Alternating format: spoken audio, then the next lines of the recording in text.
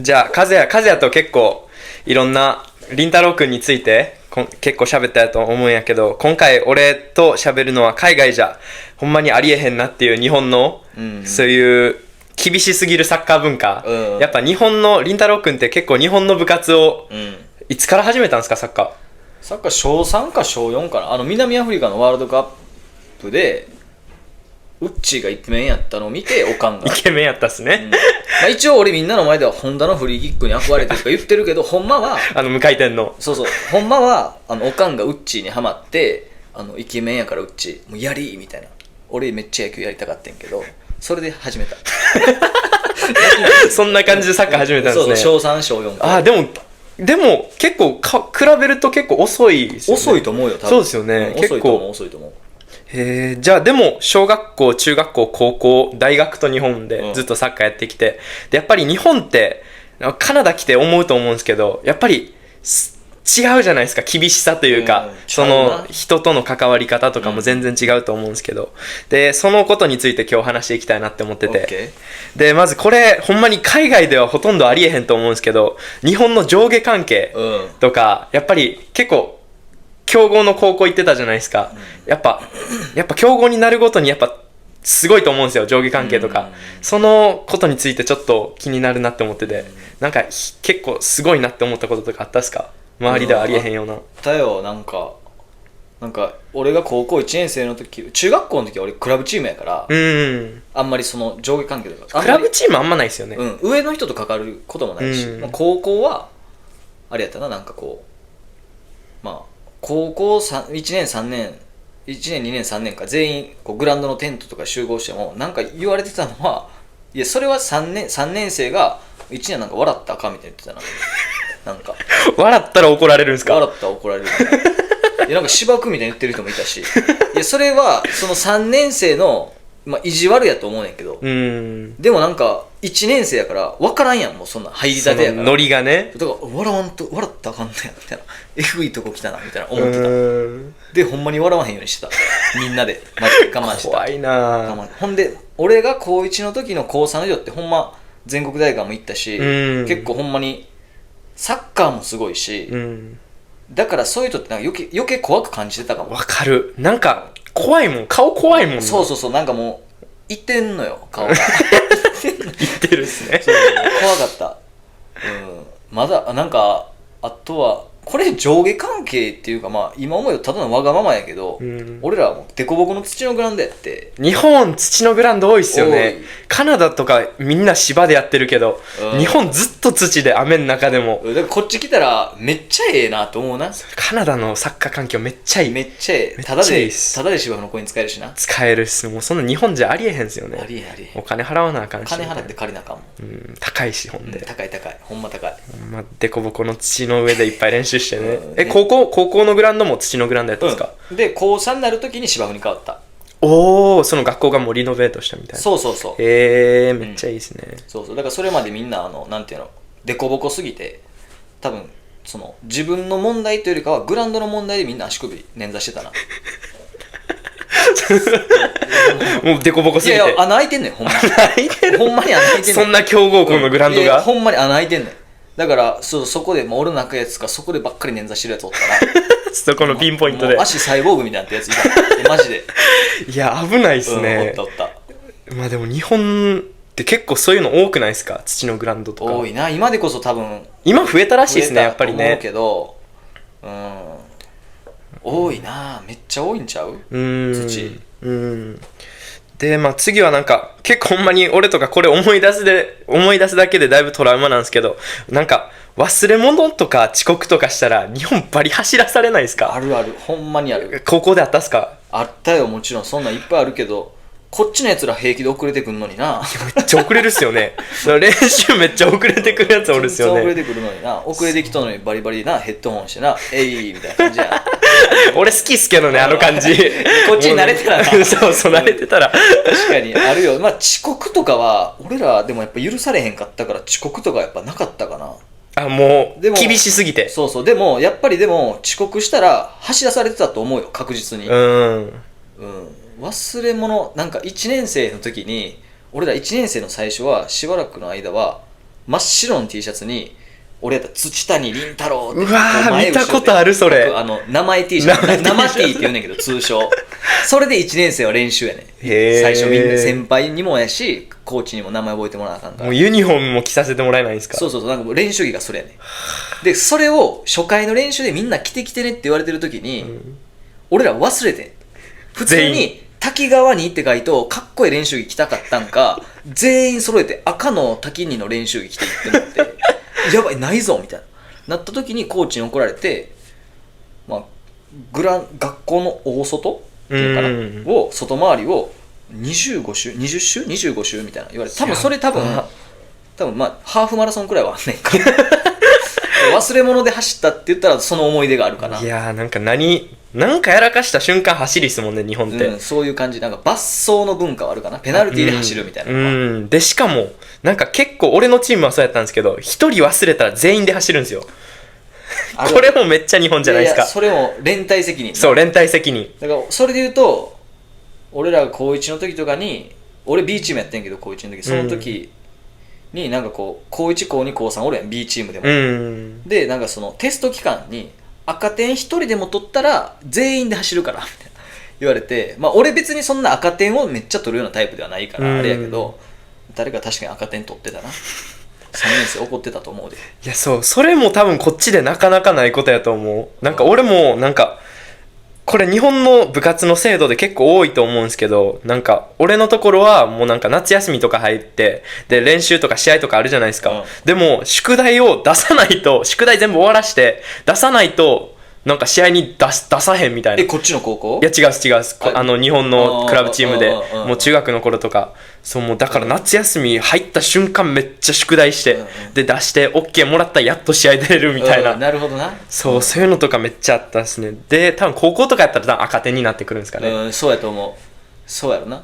まあ宿題はなかったから多分高校宿題ないんすか？宿題一回もしないした。マジっすか？ないそんな。それスポーツコースやからっすか？そうやろな。そうやろないやあったんかもしれへんけどしたことないな。あそうなんや。で多分あったんや。いや俺の記憶上なかったけど多分あったでしょ。いやでも多分同級生に聞いてもあったかもしらんけどしたことないなってやつが多分全員やと思うで。なんなんすかその高校もうでもサッカーバリ強いですもんね。いやまあな。でほんでこれも結構俺の日本の大好きな文化というか日本でしか見いひんと思うんですけど、結構りんたろうくんも試合前とか試合後とかやってるのちょこちょこ見るんですけど、なんか気をつけして礼してから入るあの文化俺めっちゃ好きで、でこっちでもやってる人いないじゃないですか。あれ日本だけなんですかね。そうじゃないかな。そうですよね。なんかまあこっちのクリスチャン選手が十字架切るような感覚かなと思って俺はやってるけどな。多分そんな感じなんですかね。礼儀みたいな感じで、なんかでだって俺は小学校からやってますもんね。なんかやったことあるっすか？なんか俺のところはもうなんか気をつけ礼ってキャプテンが言って、お願いしますっつって、で入るみたいな。ありがとうございましたありがとうございましたで選手交代とか途中でするってなったら出てで、お辞儀して出るっていうあの日本の文化とかめっちゃ好きですね。まあ俺もあれめっちゃ好きやな。なんかこう物に感謝する人に感謝するみたいなのは好きかな。やっぱ日本なんかそういう文化こっち来てからなんか普通じゃないってわかるじゃないですか。俺そういう文化めっちゃ好きなんですよね。わかる。なんかすごいなんかリスペクトあるというか、そうですね。それあんまこっち来てあるんかな。こっちではあんまりどういうあれなんやろ。だってさだって絶対ないと思う。だってまあ俺準備とか片付けとかすんのも割とやるの嫌いじゃないけど、なんかこうみんなさ終わったらさもうポンポン掘って帰るやん。